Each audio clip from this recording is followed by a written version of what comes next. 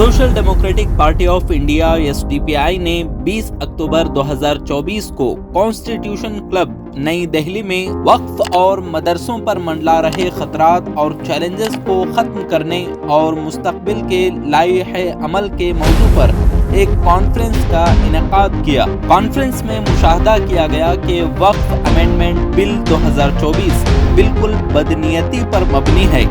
इस बिल का मकसद मुसलमानों को दूसरे दर्जे का शहरी बनाने की एक कड़ी के तौर पर देखा जा रहा है और मुल्क में मुख्तलिफ गैर मसावी कवानीन के साथ कमतर का टैग लगाना है।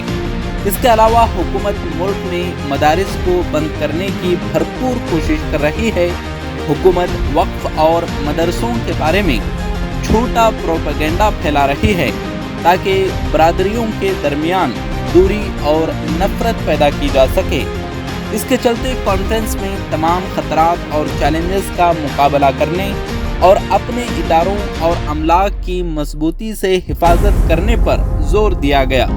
साथ ही मुसलमानों और दीगर कम्युनिटीज़ में वक्फ और मदारिस के बारे में बेदारी पैदा करने की कोशिशों पर भी गौर किया गया।